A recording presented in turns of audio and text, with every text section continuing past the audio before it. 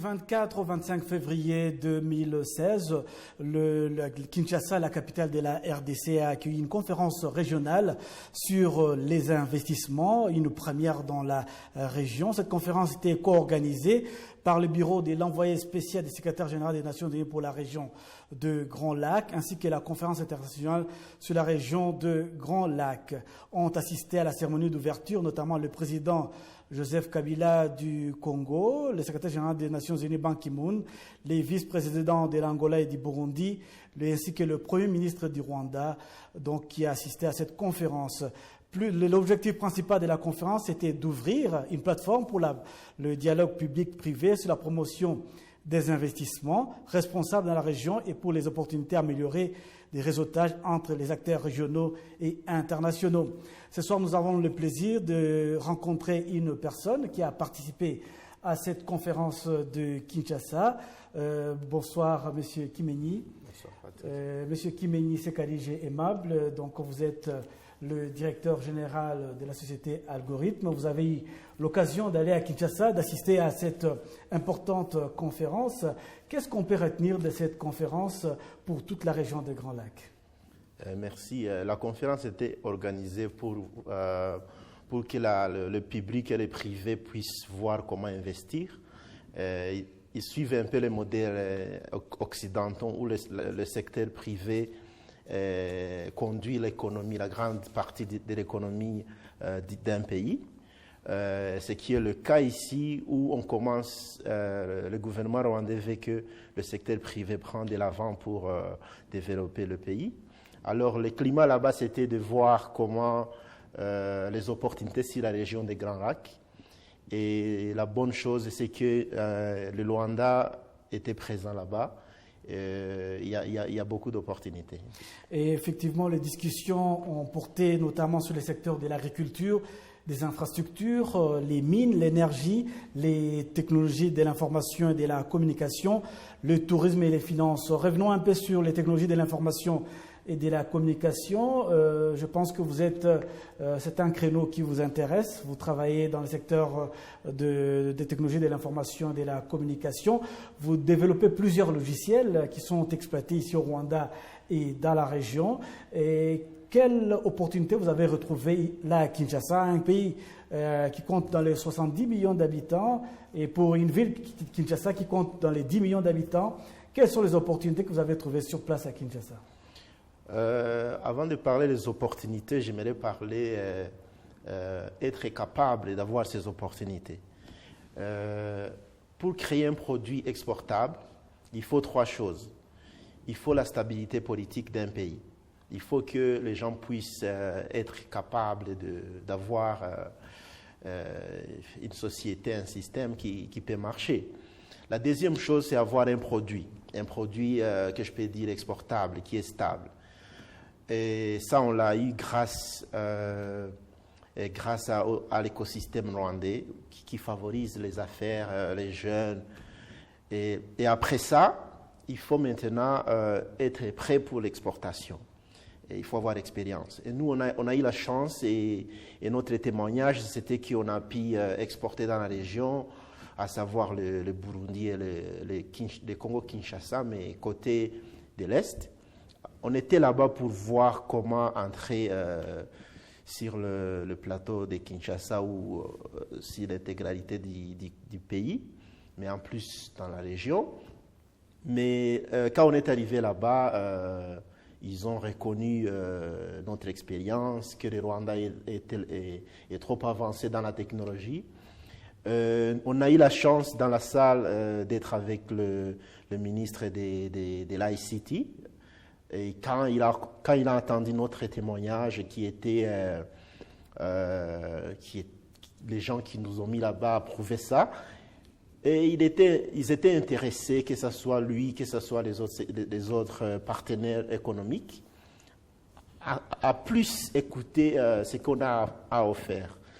Et un exemple, c'est que par exemple, il y a des sociétés étrangères qui ont investi au Congo, comme les gens qui produisent le maïs ou autre chose. Mais quand ça arrive à la distribution, ils ont besoin des logiciels locaux, pas des logiciels de l'étranger.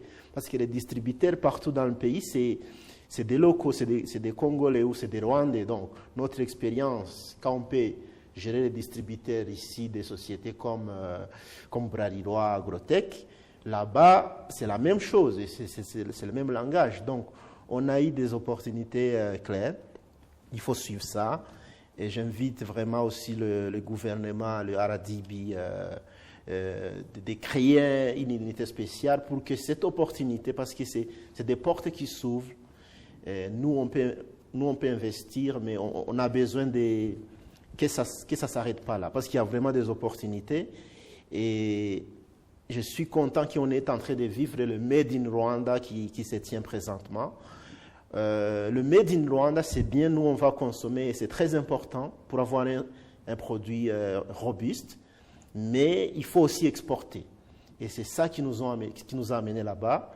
Et nous, on doit voir un marché plus grand, on doit voir plus grand. Donc, on est dans une optique positive. Et si on doit parler justement du Made in Rwanda, le gouvernement rwandais a lancé depuis quelques jours cette politique d'encourager les Rwandais à consommer rwandais. Et je pense que quel genre de produit vous apportez, vous en tant que Rwandais, au public ou aux consommateurs rwandais, et ces produits, est-ce qu'ils peuvent intéresser la région des Grands Lacs? Et effectivement, si tu n'as pas un produit ici qui est consommé par les Rwandais, tu ne peux pas dépasser les frontières parce que ton produit ne sera pas robuste, ne sera pas aux couleurs locales, quoi, comme on dit. Mais notre produit étant populaire ici dans la gestion commerciale, c'est le même fonctionnement quand il dépasse les frontières. L'Afrique, la région des Grands Lacs, on a le même fonctionnement, les mêmes problèmes, les mêmes avantages. Donc, le Made in Rwanda, j'encourage mes compatriotes de faire des produits internationaux. Parce qu'un produit international est différent d'un produit local. Voilà.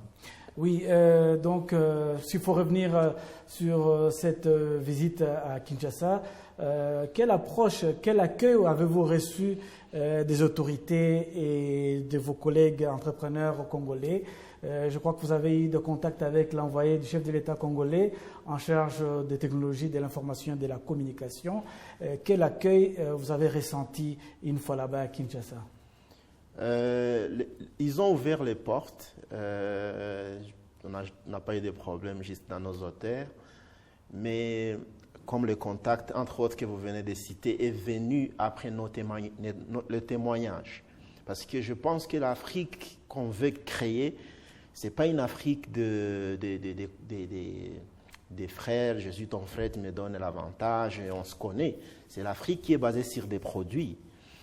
Un pays comme l'Allemagne, puis comme les États-Unis, le Japon, on les reconnaît par leurs marques.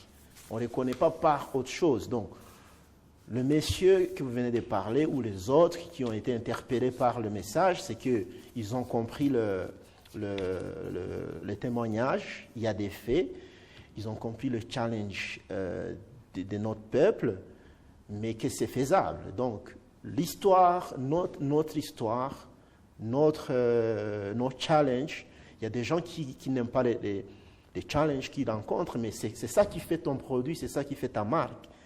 Donc, beaucoup de gens sont impressionnés de ce que le Rwanda a fait. Particulièrement nous, on a eu la chance, parce qu'il y avait plusieurs sessions, comme vous avez dit, dans l'ICT, on était le produit Shiga était le produit qui parlait de son témoignage. Et là, les gens ont compris c'est quoi l'ICT. On a besoin de plusieurs choses. C'est ce que, comme les lois pour protéger les propriétés intellectuelles, parce que on ne peut pas toucher, ce n'est pas comme les trains. Oui. Donc, si je peux traverser la frontière et que quelqu'un me pique mon produit, là, il y a des problèmes. Donc, les gens, les discours que je pense qu'ils doivent suivre, c'est voir comment créer un écosystème régional. Et quand les grands lacs, je pensais que c'était le Rwanda, le Burundi et le Congo, mais Ça va jusqu'en Zambie, ça monte. C'est vrai que c'est un important marché, le Grand Lac. Donc il y a le Congo et le Rwanda et d'autres pays. Donc je vous remercie, Monsieur Kimenyi Sekalije Aimable. Je rappelle que vous êtes directeur général de Algorithme Link. Et donc vous avez participé à la conférence sur la région des Grands Lacs portant sur les investissements. Nous vous remercions donc d'avoir répondu à notre invitation et nous poursuivons donc avec ce journal.